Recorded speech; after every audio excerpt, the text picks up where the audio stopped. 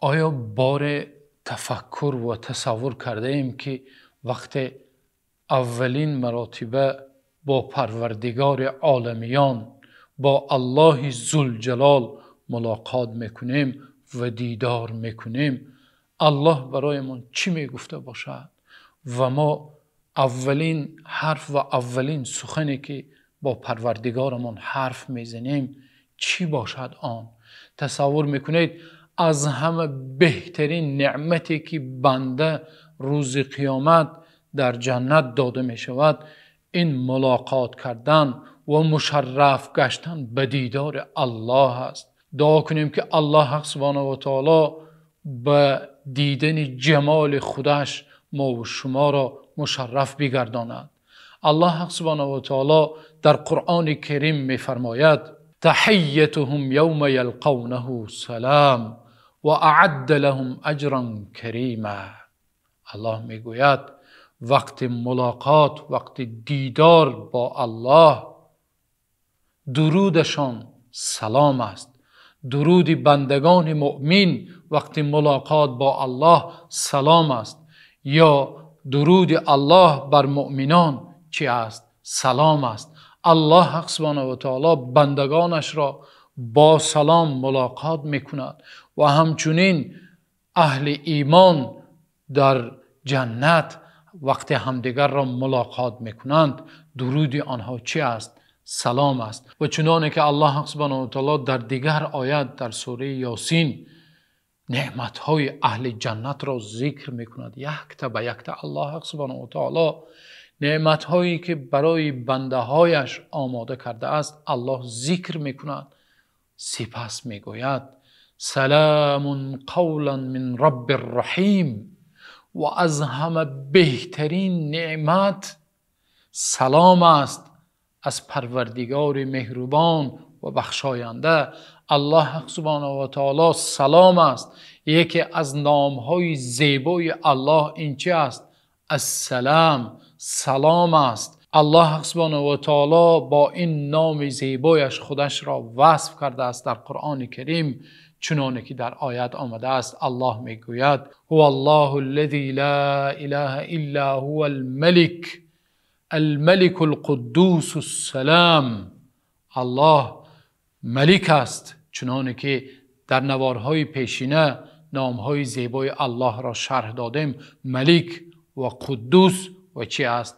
و سلام است. بنابراین یکی از نامهای جنت چی است؟ دار السلام است.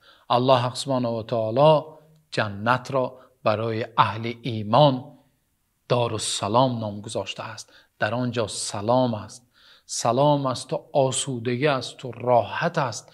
در آنجا یگان ذره بنده مؤمن، بندگان مؤمن اهل بهشت یگان ذره خستگی و ماندگی را در آنجا احساس نخواهند کرد. بنابراین پیامبر صلی الله علیه و سلم هر باری که نماز را به آخر میرساندند پیامبر صلی الله علیه و سلم چی میگفتند؟ اللهم انت السلام و منک السلام تبارکت یا ذا الجلال والاکرام. پروردگارا تو سلام هستی. یکی از نامهای زیبای الله انت السلام، تو سلام هستی. و منک السلام، و از تو است سلام. سلام و صلح و ثبات و آسودگی برای بندگان مؤمن از کی است؟ از الله است. تمام این آسودگی که در روی زمین است از کی است؟ از الله است. و منک السلام تبارکت یا ذا الجلال والاکرام. بسیار پربرکات هستی ای صاحب عظمت و جلال و بزرگی. و روز پیامبر صلی الله علیه و سلم چنانه که امام بخاری و امام مسلم رحمت الله علیهما روایت کرده اند، جبرائیل به نزدشان می آیند و می گویند به خدیجه از پروردگارش سلام برسان و از من هم همچنین سلام برسان و او را با یک خانه در جنت، یک قصر در جنت بشارت بده که در آن همیشه آسودگی است و در آن یگان صدایی بلند شنیده نمی شود و در آن یگان خستگی احساس نمی کند. پیامبر صلی الله علیه و سلم سلام پروردگار را به خدیجه برسانیدند و خدیجه گفتند ان الله هو السلام و علی جبریل السلام و علیک السلام و رحمت الله و برکاته. خدیجه گفتند همانا الله سلام است و بر جبرئیل علیه السلام سلام و بر شما ای رسول الله سلام و درود و رحمت الله و برکات او باد. بله، یکی از نامهای زیبای الله این سلام است و معنای سلام چنانه که اهل علم میگویند این تمام نامها و صفاتهای الله از عیب و نقصان سالم مانده است. یعنی به یگان نام الله و صفاتهای الله نقصان و نقص وارد نمی شود و همه نامهای الله و صفاتهای الله از نقص و از کمبودی سالم مانده است و همچنین تمام فعلها و عملهای الله حق سبحانه و تعالی از بدی سالم مانده است و هر بدی که در این دنیا دیده می شود همه از فعلها و کردارهای بندگان است.